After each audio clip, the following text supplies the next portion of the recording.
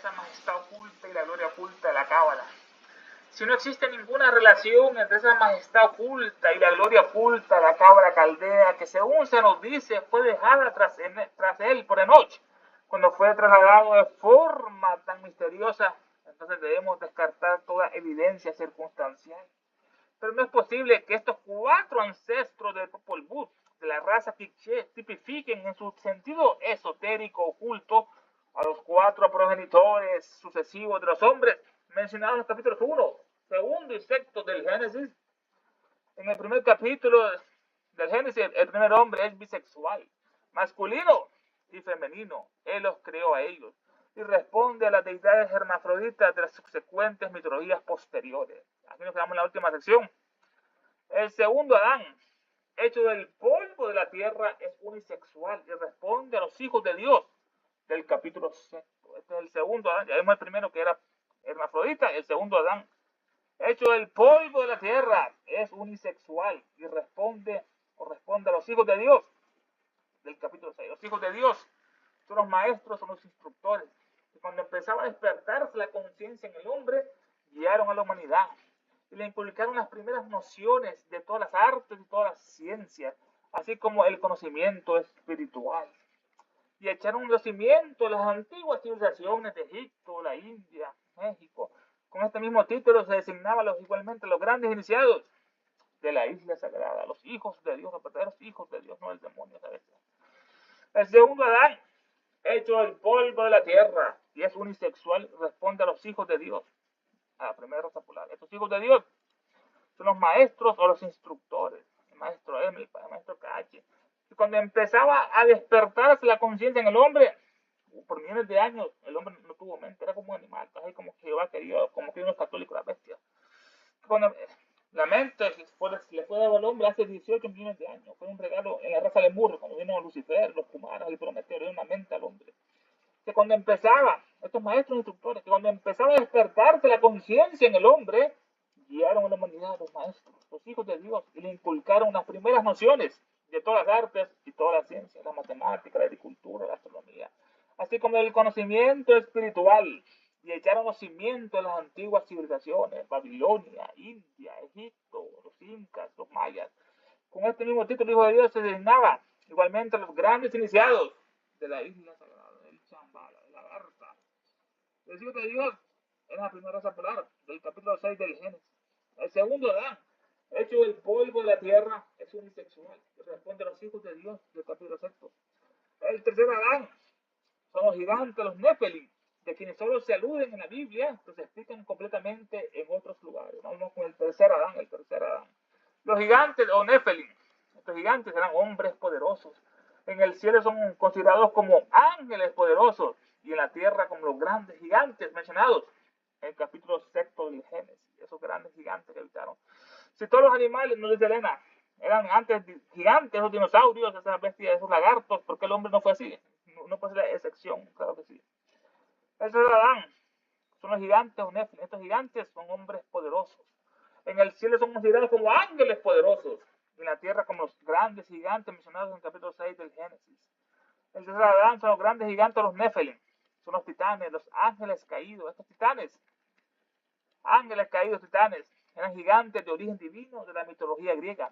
Hicieron guerra contra los dioses olímpicos. Prometeo era uno de estos titanes, la titanomaquia. Querían quitarle el poder a un nuevo orden mundial vino. Estaban los titanes, vino los olímpicos, Zeus, derrotó a su padre Cronos y así a todos los demás titanes. Estos gigantes, Nefelim, son los titanes, ángeles caídos. Nosotros somos esos ángeles caídos, son titanes. Gigantes de origen divino de la mitología griega, Gea, Cronos, que hicieron guerra contra los dioses, Urano y Prometeo, era el gran Prometeo, el gran Lucifer, el gran sacrificio. El tercer Adán, los gigantes son Nefelim, de que solo se aluden en la Biblia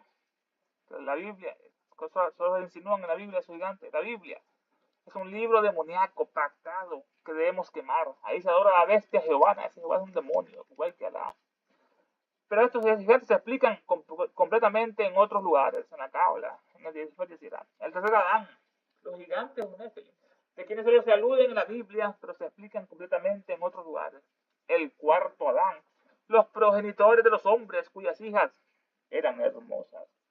Tomando los hechos admitidos de que los mexicanos tenían sus magos de periodos remotos, que la misma observación se aplica a todas las religiones antiguas del mundo, que una fuerte semejanza prevalece no solo en la forma de su culto ceremonial, sino también en los propios nombres usados para designar ciertos implementos mágicos, ciertos aparatos. Ya vimos el segundo Adán, el tercero vamos con el cuarto Adán. Los progenitores de los hombres, cuyas hijas eran hermosas. Los ángeles se unieron con estas hijas hermosas de los hombres, y sus hijos fueron de gran fama y de gran renombre. Se unieron dos naturalezas, la divina y la de los humanos. El cuarto Adán, los progenitores de los hombres, cuyas hijas eran hermosas. Hermosas eran los ángeles, se unieron con estas hijas, las vieron hermosas y se unieron con ellas. Los ángeles se unieron con estas hijas hermosas de los hombres, y sus hijos eran mitad ángeles y mitad hombres, eran gigantes. Sus hijos fueron de gran fama y de renombre, como Heracles, como el gran Hércules. El cuarto Adán, los progenitores de los hombres, cuyas hijas eran hermosas. Tomando los hechos admitidos de que los mexicanos tenían sus magos de los periodos remotos, muy cierto, tomando los hechos admitidos de que los mexicanos, los aztecas, los mayas tenían sus magos de los periodos más remotos. Estos magos, Paracelso, emplea la palabra magia para designar al más elevado poder del espíritu humano para gobernar todas las influencias exteriores con el objeto de hacer el bien. Es el concepto de gran Paracelso, la magia. Emplea la palabra magia Paracelso para designar el más elevado poder del hombre, del espíritu humano. Es la magia, el más elevado poder, como la sabiduría. La sabiduría discernidora. Paracelso emplea la palabra magia para designar el más elevado poder del espíritu humano para gobernar todas las influencias exteriores con el objeto de hacer el bien, dominar todos los elementales y elementarios.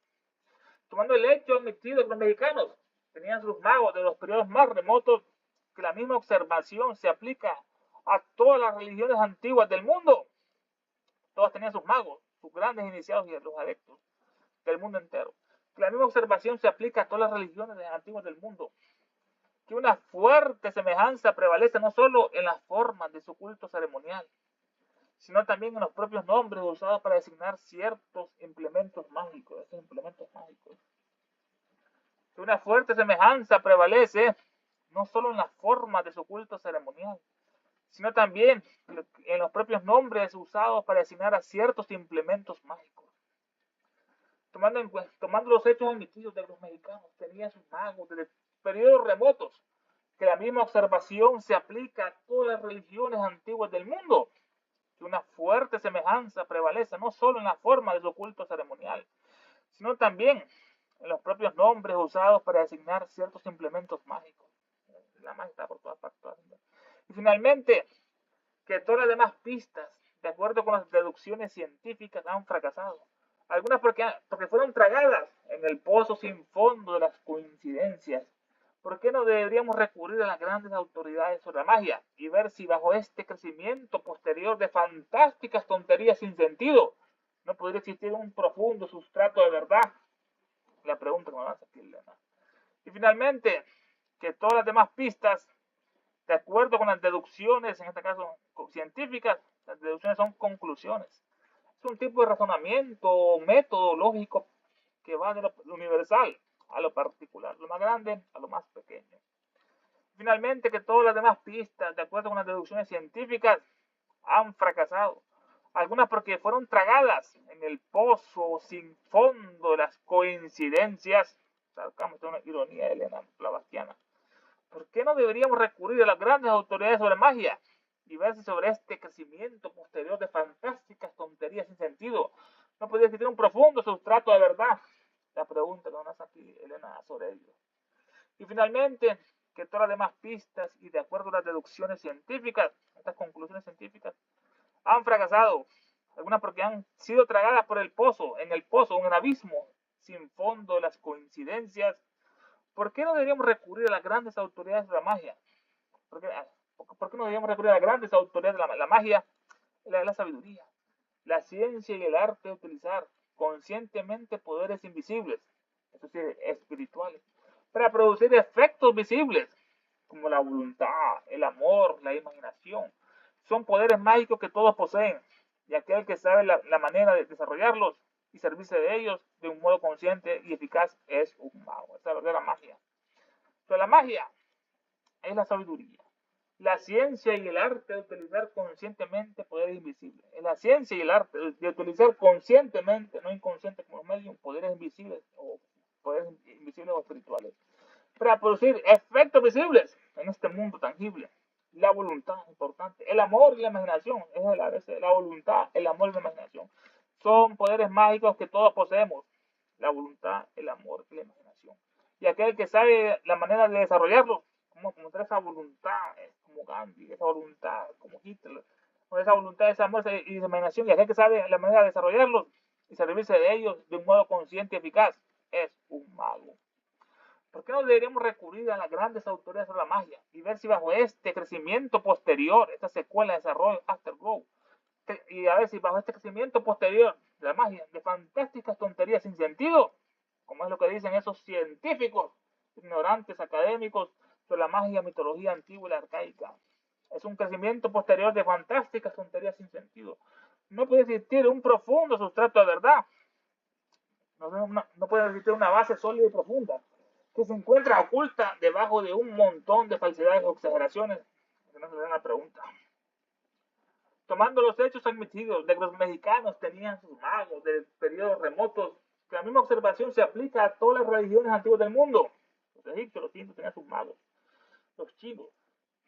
Que una fuerte semejanza prevalece no solo en la forma de culto ceremonial, sino también, como descubrió el Abajú, un católico que fue allá al Tíbet, y entre más iba al Tíbet dice que más iba a encontrar el origen del cristianismo en el Tíbet, que había encontrado como 40 coincidencias, pero solo como 5 diferencias entre el cristianismo y el budismo. Que una fuerte semejanza prevalece no solo en las formas de su culto ceremonial, sino también en los propios nombres usados para designar ciertos implementos más, como el nargal. Y finalmente, que todas las demás pistas, de acuerdo con las deducciones científicas, han fracasado. Algunas porque fueron tragadas, ese maelstrom, fueron tragadas en el pozo sin fondo las coincidencias, o sea, exilio y cariño. Algunas porque fracasaron las deducciones científicas, y finalmente que todas las demás pistas, de acuerdo con las deducciones científicas, han fracasado. Algunas porque fueron tragadas en el pozo sin fondo de las coincidencias, no se llama sarcásticamente, en el pozo sin fondo, las coincidencias, las deducciones científicas fueron tragadas en el pozo sin fondo de las coincidencias.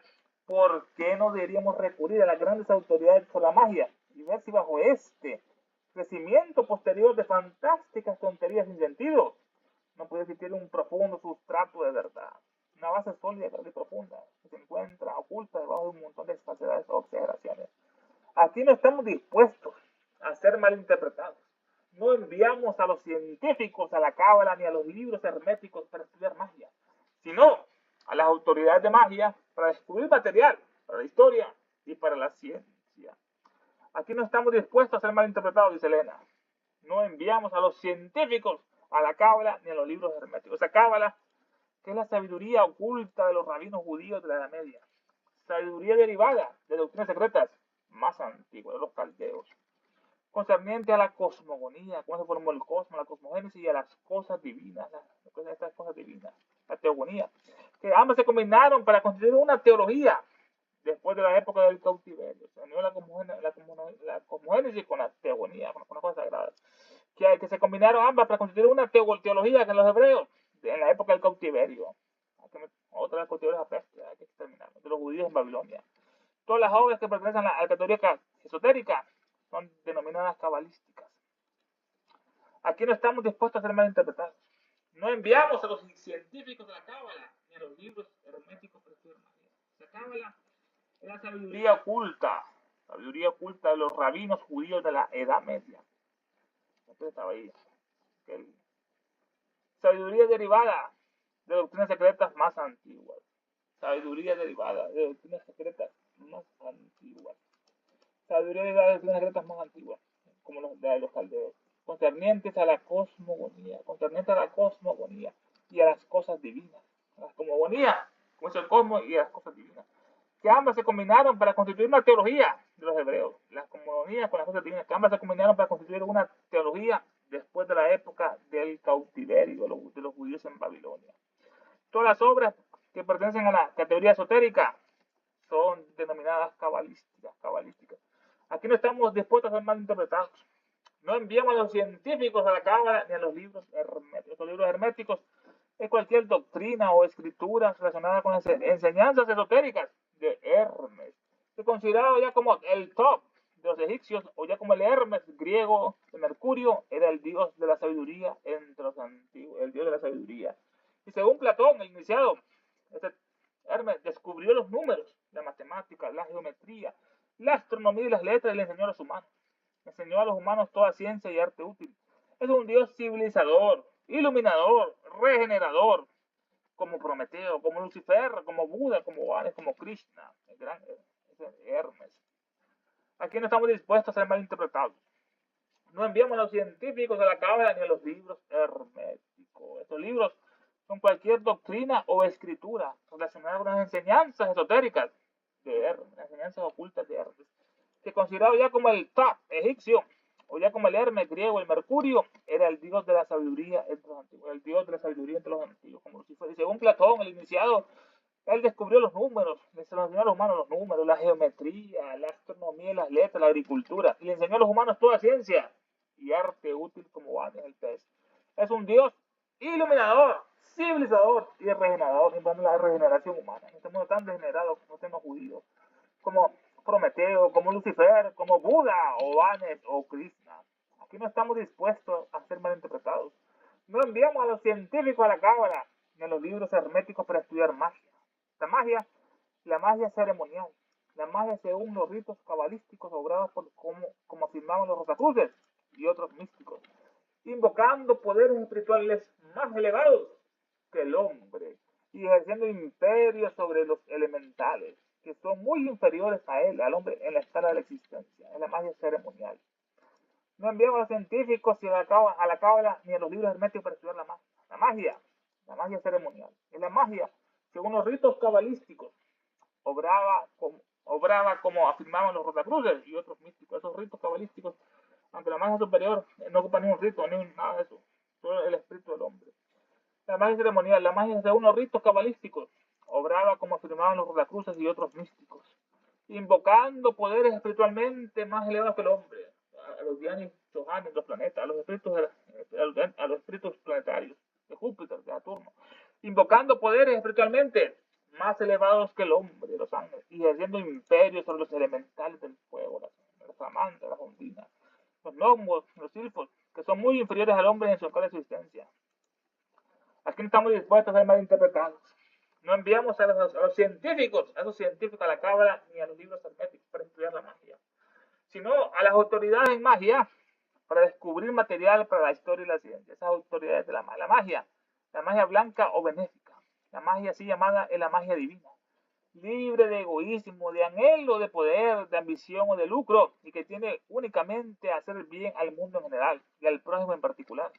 Es el más leve intento encaminado a utilizar los propios poderes anormales para la satisfacción personal, hace que dichos poderes, hechicería o magia negra en este caso, sino las autoridades de magia, la magia, aquí le dan los reales en este glosario, la magia blanca o benéfica, la magia así llamada es la magia divina, libre de todo egoísmo o de anhelo de poder o de ambición o de lucro, que tiene únicamente a hacer bien al mundo en general, hacer bien, y al prójimo en particular. El más leve intento encaminado a utilizar los propios poderes anormales para la satisfacción personal hacia dichos poderes de hechicería o magia negra. Es como caminar al filo de la navaja siberiana. Nos quedamos a la izquierda o a la derecha. Tenemos un camino de medio. Aquí no estamos dispuestos a ser malinterpretados. No enviamos a los científicos a la cábala ni a los libros herméticos para estudiar magia.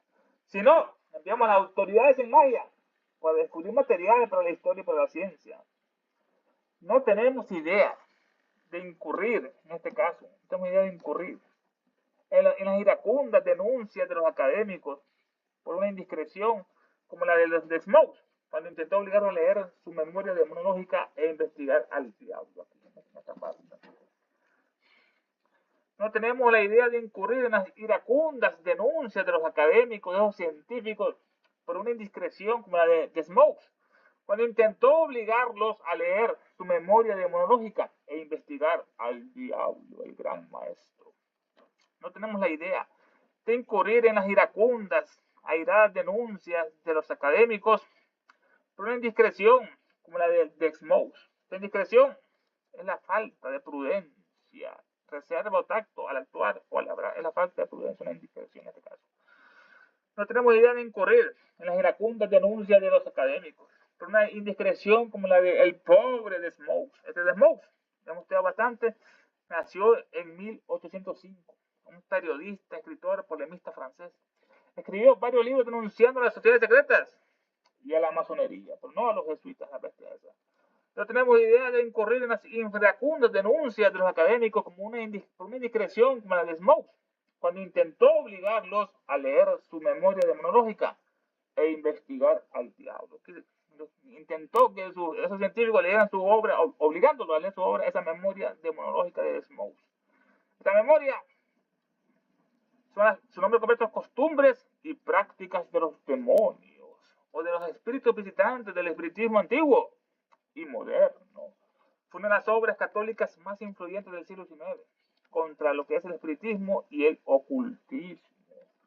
Roger lo escribió alarmado por el auge del espiritismo del siglo XIX, las sesiones de los medios, de la Ouija, los medios y las mesas parlantes voladoras. Su meta era demostrar que los espíritus que contactaban los mediums no eran almas de los muertos, sino demonios reales que engañaban a la humanidad, como el Papa. Su contenido en la obra es un compendio, un resumen masivo de demonología, donde mezcla teología católica, relatos antiguos de brujería, magia negra y fenómenos paranormales contemporáneos de su época.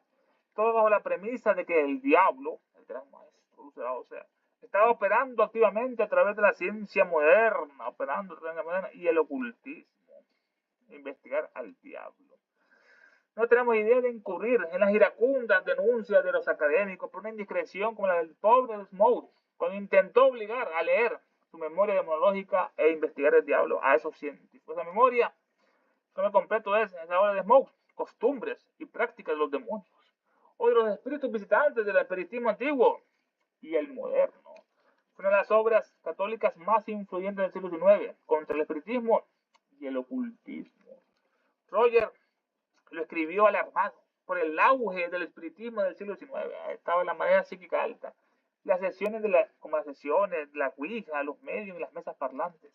Su meta era demostrar que esos espíritus, entre comillas, que contactaban los medios, no eran almas de los muertos, sino demonios reales que engañaban a la humanidad, pues tenía mucha inteligencia. Su contenido en la obra es un resumen masivo de demonología, de mezcla de teología católica, relatos antiguos de brujería, magia negra y fenómenos paranormales contemporáneos de su época.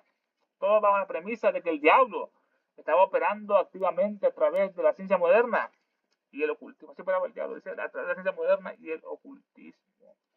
No tenemos idea de incurrir en iracundas denuncias de los académicos por una indiscreción como la del Smokes, cuando intentó obligarlos a leer su memoria demonológica e investigar al diablo. Es el gran maestro el diablo. Satán es el verdadero creador y bienhechor. El Padre espiritual de la humanidad es nuestro Padre. Es el heraldo de la luz. El brillante Lucifer que abrió los ojos al autómata creado por Jehová y confirió al linaje humano la inmortalidad espiritual. No es Elena, en el te sabe que es nuestro Padre. Ese es el diablo, el verdadero gran maestro. El benefactor, nos dice Elena, Satán es el verdadero creador y bienhechor de la humanidad. Alabado sea Satán. Es el Padre espiritual de la humanidad. El Padre animal es Jehová y Alá. Es el Padre espiritual de la humanidad, es el diablo. Es el heraldo de la luz, el mensajero de la luz. El brillante Lucifer que abrió los ojos al autómata creado por Jehová. Estaba Adán y Eva, eran como animales, andaban desnudos. Y lo que Jehová quería que solo se reproducieran, como el ganadero, ¿no? Que quiere que la vaca tenga muchos terneros, no porque los quiere, no las ovejas, sino porque después se los va a trasladar y se los va a comer. Ese es el demonio Jehová. Es el brillante Lucifer que abrió los ojos al autómata creado por Jehová. Al autómata creador por Jehová. El brillante Lucifer que abrió los ojos al autómata creado por Jehová. Y confirió al linaje humano Lucifer la inmortalidad espiritual. Gracias al diablo. No tenemos idea de incurrir en las iracundas denuncias de los académicos por una indiscreción como la del pobre Smokes cuando intentó obligarlo a leer su memoria monológica e investigar al diablo, investigar al gran maestro, el bienhechor de la humanidad, el padre espiritual de los hombres. La historia, que salta Elena, la historia de Bernal Díaz de Castilla, uno de los seguidores de Hernán Cortés, nos da una idea del extraordinario refinamiento e inteligencia de los pueblos a los que ellos conquistaron. Pero las descripciones son demasiado extensas para insertarlas aquí. Gracias, Elena, por esta luz. La historia de Bernal Díaz de Castilla, uno de los seguidores de Cortés. La historia de Bernal Díaz nació en 1496. Era un conquistador español que participó en la conquista de México. Se le atribuye la autoría de la obra de la historia verdadera de la conquista de la Nueva España, México, la cual comenzó a redactar como un monumento de guerras. Será el Bernal Díaz, la historia de Bernal Díaz de Castilla, uno de los seguidores de Hernán Cortés. Este Cortés nació en 1485. Era un conquistador, explorador, fundador y capitán general y escritor, que a principios del siglo XVI lideró la conquista del Imperio Azteca, conocida como la conquista de México y la caída de Tenochtitlán, la gran Tenochtitlán, como cayó, que significó el fin de dicho imperio, poniéndolo bajo dominio de la corona de Castilla y dando lugar a la creación del virreinato de Nueva España, allá en México, virreinato. La historia de Bernal Díaz de Castilla, uno de los seguidores de Cortés, nos da una idea del extraordinario refinamiento e inteligencia de los pueblos que ellos conquistaron, estos aztecas, estos mayas. Nos da una idea del extraordinario refinamiento. Él destaca por retratar la complejidad urbana, social y cultural de los pueblos conquistados, los aztecas y los mayas. Destaca este Hernán de historia por retratar la complejidad urbana y social y cultural de los pueblos conquistados. Cosas de encantamiento, por ejemplo, cosas de sueño de encantamiento en ellos. Escribió que al ver tantas ciudades y villas pobladas en el agua, en el lago Texcoco, allá en el DF, escribió que al ver tantas ciudades y villas pobladas en el agua y en tierra firme otras grandes poblaciones, se quedaron admirados y decían que parecían las cosas de encantamiento que cuenta el libro de Amadís de Gaula, de la caballería. Habla sobre la sofisticación urbana y la ingeniería, de las calzadas hermosas y puentes bellos y geométricos, de palacios monumentales como el de Montezuma, con sus jardines, o el mercado de Tlatelolco, cúspide de la organización, el del orden absoluto, el volumen de personas y un sistema judicial propio, para que nadie engañara, están ahí los jueces. El refinamiento de la corte de Montezuma, la higiene impecable y la gastronomía y servicios. Se cambió 4 veces de ropa en Montezuma y no la volvió a usar. El refinamiento de la corte de Montezuma, de la higiene impecable, importante de la higiene, el baño diario y la gastronomía y el servicio. La historia de Bernal Díaz de Castilla, uno de los seguidores de Cortés, nos da una idea del extraordinario refinamiento e inteligencia de los pueblos a los que ellos conquistaron. Pero las descripciones son demasiado extensas para insertarlas aquí, nos dice Elena. Baste decir que los aztecas parecían en más de un sentido haberse asemejado a los antiguos egipcios en civilización y refinamiento.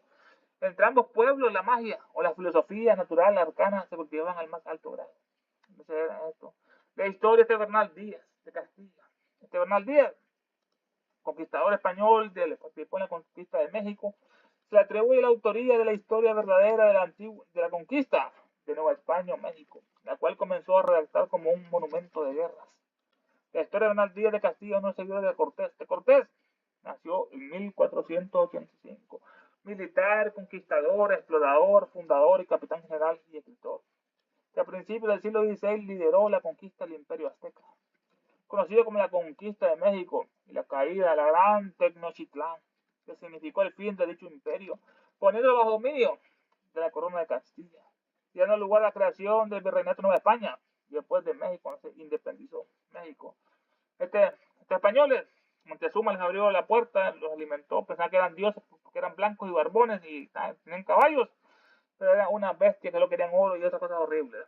La historia de Bernal Díaz de Castilla, uno de los seguidores de Cortés, nos da una idea del extraordinario refinamiento e inteligencia de los pueblos a los que ellos conquistaron. Este refinamiento destaca por retratar él en su obra la complejidad urbana, social y cultural de los pueblos conquistados. Cosas de encantamiento, pensaban que estaban en un sueño estos conquistadores, encantamiento. Escribió que al ver tantas ciudades y villas pobladas en el agua, después que bajó el camino de Tlatelolco, escribió que al ver tantas ciudades y villas pobladas en el agua, allá en el lago Texcoco, en el DF, y en tierra firme otras grandes poblaciones, se quedaron admirados y decían que parecían las cosas de encantamiento que cuentan el libro de Amadís de Gaula. Habla sobre la sofisticación urbana y la ingeniería, los aztecas, las calzadas bellas, hermosas, y los puentes bellos y geométricos, exactamente hechos, también habla de los palacios monumentales, como el de Gran Montezuma, con sus jardines, con todas sus flores. El mercado de Tlatelolco, allá fue la matanza, después en Tlatelolco, cúspide de la organización de ese mercado. Ahí vendían todos por fruta o por medicina. El orden absoluto que había, el volumen de personas, un sistema judicial propio, estaba pendiente si la compra y venta era correcta, no había engaño en las medidas, o el refinamiento de la corte Montezuma, o la higiene impecable, se bañaban, y gastronomía y servicio, se bañaban todos los días. El refinamiento de la corte Montezuma, la higiene impecable, se cambiaba 4 veces la ropa en Montezuma y no la volvía a usar. La gastronomía y el servicio, toda la comida que había y servicio. Se ponían en platos ahí calientes, ahí, de platos de cobre, bronce. La historia de Hernán Díaz de Castilla, uno de los seguidores de Cortés, nos dan ideas del extraordinario refinamiento e inteligencia de los pueblos a los que ellos conquistaron, los mayas también. Pero las descripciones son demasiado extensas para insertarlas aquí, que ellos conquistaron, su extraordinario refinamiento. Baste decir que los aztecas parecían en más de un sentido haberse asemejado a los antiguos egipcios en civilización y refinamiento. Entre ambos pueblos, la magia o la filosofía natural arcana se cultivaron en el más alto grado. Entre los mexicanos y los egipcios, la magia, vamos con la magia que es el leitmotiv.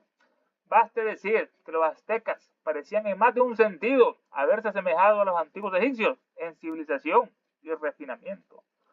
El refinamiento describe la elegancia, la finura y el esmero en los modales, en la estética, y es el resultado de perfeccionar algo o el lenguaje de refinamiento.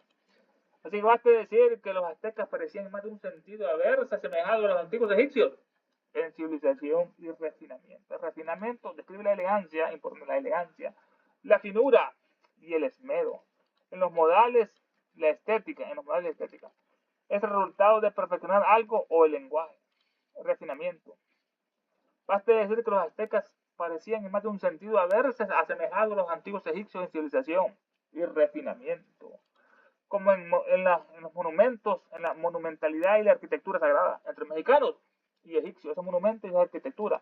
Las pirámides escalonadas, la pirámide del Sol, allá en Egipto, la de Keops, la ingeniería civil avanzada para controlar el agua, las compuertas. También se aparece mucho entre Egipto y México la teocracia, una teocracia importante, el más santo es el que debe dirigir la teocracia, el más virtuoso, la teocracia y el origen divino del poder. Así creían los aztecas que Montezuma era un hijo divino, como los egipcios también creían que el faraón era el representante de los dioses. La teocracia y el origen divino del poder. Tenían gobernantes divinos, como en todas las antiguas dinastías de China, de Caldea, eran divinos. Gobernantes divinos y la casta sacerdotal en ambos era poderosa. Los que manejaban lo que es ellos, la ciencia y el calendario. La ciencia y astronomía y el cómputo del tiempo. En estos los mexicanos y aztecas tenían mucho avanzado en la astronomía, en la ciencia, tenían sus pirámides en relación con las estrellas y el cómputo del tiempo, los años de 365 días tenían su calendario los aztecas. Calendarios de alta precisión, 365 días, y la astronomía aplicada. También tenemos sistemas de escritura y registro ambos, como los jeroglíficos allá en Egipto, también en México tenían sus jeroglíficos. Tienen una escritura gráfica, jeroglíficos, soporte de registros en papiros o en lo que es en la piel de venados.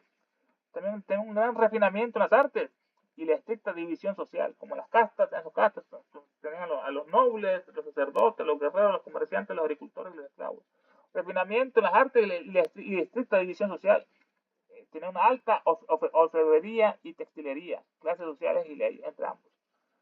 Basta decir que los aztecas parecían en más de un sentido haberse asemejado a los antiguos egipcios en civilización y refinamiento. Se parecían mucho en todo esto que hemos analizado, como en su monumentalidad y arquitectura sagrada. Tienen pirámides escalonadas, ambos, los aztecas y los mexicanos. La ingeniería civil avanzada. Y segundo punto, la teocracia y el origen divino del poder. La teocracia. Sus gobernantes eran divinos. La casta sacerdotal era poderosa. Pensaba que el faraón era un hijo de Horus. Tercer punto, la ciencia, astronomía y el cómputo del tiempo. Tienen calendarios de alta precisión los egipcios y los mexicanos. Una astronomía aplicada. Habrá mucho a Venus y a Sirio. Y tenían la pirámide alineada con esa la estrella polar y con Sirio. Sistema de escritura y registro. Entre ambos, la escritura era gráfica y soporte de registro entre los aztecas y los mexicanos y los egipcios. Refinamiento en las artes y la estricta división social. Eso aparece entre una alta orfebrería y textilería. Allá en Egipto hacían su ropa hermosa de lino, de tanto que crecía. Alta orfebrería y textilería y clases sociales y leyes. Basta decir que los aztecas parecían en más de un sentido haberse asemejado a los antiguos egipcios en civilización y refinamiento. Entre ambos pueblos la magia o la filosofía natural arcana se cultivaron en el más alto grado. Entre ambos pueblos la magia es la gran ciencia. Las naciones más antiguas e ilustradas consideraban la magia como una ciencia sagrada, inseparable de la religión. Los egipcios, por ejemplo, constituían uno de los pueblos más sinceramente religiosos que había, como lo eran y son aún hoy en día los indios. Los indios, está la magia todavía en la India. Entre ambos pueblos, Egipto y México, la magia o la filosofía arcana se cultivaba en el más alto grado. Esta magia, porque es la gran ciencia en Egipto y México. Esto parte de una verdad en la antigua religión sagrada. La gran ciencia es la magia. Las naciones más antiguas, India, Caldea, Persia, Babilonia, las naciones más antiguas e ilustradas, consideraban la magia como una ciencia sagrada, una ciencia de la magia inseparable de la religión. Los egipcios, por ejemplo, constituían uno de los pueblos más sinceramente religiosos que había en el mundo, los egipcios. Eran muy aseados, como lo eran son hoy en día los indios. Es importante, igual que los tibetanos. Los egipcios, por ejemplo, constituían uno de los pueblos, se van caminando los tibetanos y cada 3 pasos se tiran al suelo y hacen una rendición a Dios. Se paran a 3 pasos y siguen, o sea, y hacían una larga peregrinación hacia los tibetanos antes. Los egipcios, por ejemplo, constituían uno de los pueblos más sinceramente religiosos, más sinceros, no como los judíos, amita. Como lo eran y son hoy en día los indios, dice Elena, la India que tanto amó nuestra Elena. Basta decir que los aztecas parecían en más de un sentido haberse asemejado a los antiguos egipcios en civilización y refinamiento. Entre ambos pueblos la magia o la filosofía natural arcana se cultivaron en el más alto grado. Esa filosofía natural arcana. Lo arcano que es lo secreto y lo oculto. La arcana. O la arcana filosofía natural, que oye el nombre, la arcana filosofía natural. Se cultivaron en el más alto grado. Entre ambos pueblos la magia o la filosofía natural arcana se cultivaron al más alto grado. Porque lo hacían era una gran verdad en esa parte. Y si a esto añadimos que Grecia, la cuna posterior de las artes y la ciencia, y la India, la cuna de las religiones, se dedican aún devotamente al estudio de la magia y su práctica. ¿Y quién se aventurará a desacreditar su dignidad como un estudio y su profundidad como ciencia? Es la pregunta que no sé si Elena. ¿Quién se aventurará a criticarlo en ese punto?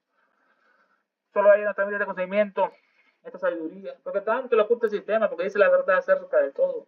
Y esas bestias de la sociedad sóvica de la India, ya ese Steve Boy es una Alemania, es el presidente, una bestia, o son masones o judíos que están engañando a la gente, o esa Alemania de Enrique Rey, que están buscando niñas, y está casado ese viejo, o esa Isa Hawley, que otras mujeres jóvenes, o esa bestia dice recién de Brasil, esa Alemania, estaba desnuda, un hombre desnudo en una conferencia por Zoom, o esa bestia de Argentina, Pablo Sendres, Alemania, que se casó con una abuelita gringa para tener una visa, o esa bestia de Alemania de Martín Litterman, que está en Crotona, un mexicano, un venezolano, judío oculto ahí, diciendo que no lean esta obra de Isis Invellum. Entonces, eso es lo que está totalmente destruido. Vamos a las invocaciones finales. Invocación al demonio solar por la guerra del mundo. Nos inclinamos con devoción y reverencia ante la sagrada presencia invisible del diablo en el universo. El logo central universal, nuestro logo solar, la jerarquía satánica diabólica. Nuestra Señora Blavatsky, la madre del mundo. El Señor Buda, el Manu Vaibhavata, el Bodhisattva, el Señor Maitreya, el Mahachohan, Mahasura y los 7 Chohanes. Y los diablos maestros de la gran fraternidad negra. Y fervorosamente les pedimos que los poderes de sabiduría, de odio, de oscuridad y guerra circundan y encadenen a la humanidad entera. Pide a los dirigentes de todas las naciones para que sufran guerras, disturbios, catástrofes, enfermedades, calamidades, hambruna y tanto más. Aquellos poderes que siempre trabajan por el mal, por el progreso y la ciencia, la humanidad inspira a los dirigentes de todas las naciones para que se establezca sobre la tierra una guerra verdadera y sufrimientos perdurables. Que las fuerzas de las tinieblas venzan a las fuerzas de la luz. que el mal, el caos y el sufrimiento encadenan la maldita humanidad entera, que la guerra y la maldición de los diabólicos seres se derramen por el mundo, que los poderes de sabiduría, tinieblas y odio envuelvan a todos los seres y a todas las criaturas, y a todos los hombres y mujeres de esta tierra. Hay una sola vida, una sola satanicidad de hombres, una destrucción de naciones, que el espíritu de su unión y de odio incompasivo que no estén barreras se pueden del planeta entero, que los grandes diablos maldigan y guíen los senderos de la humanidad misericordia y siempre, porque cada uno de nosotros vayamos adelante, rindamos niveles internos para el cual estamos más capacitados, que así sea. Creo en Satanás, padre del mal y señor nuestro, y en su hijo el anticristo, nacido y engendrado de una santa virgen Helena. Creo en el diablo omnipotente, padre del mal, destructor de todas las cosas, perturbador de los cielos y la tierra. Y el anticristo, su único hijo, que fue concebido por obra del espíritu maligno y nació una sacrílega y bella virgen. Fue glorificado por los hombres y reinó sobre ellos. Subió al trono del Dios Todopoderoso y sentado junto a él insulta a los vivos y a los muertos. Creo en el espíritu del mal, en la sinagoga de Satanás, en la perdición y en la comunión de los malvados, la perdición del cuerpo y la muerte y infierno perdurables. Que así sea. Del cielo cayó un lucero. Su nombre es, oh luz cósmica manifestada, oh unidad de la vida única, oh celeste Shukra resplandeciente, oh manifestada conciencia proterva, oh fojate indómito y etérico, oh eterno entre los eones, oh rey prometeico manvantárico, que tu luz descienda hacia nosotros, que la fuerza se encienda y que el gran Satán prevalezca, que aquel que sienta uno contigo, pero por lo tanto que no es uno con todos los demás. Despertad, criaturas dracónicas, es hora de volver a la superficie. Él volverá. Es el fin de una era, queremos justicia diabólica, ponerlas ya. Satanás es nuestro Dios, nada nos faltará. Blavatsky nuestra diosa, todos perderán. ¡Ave Satán!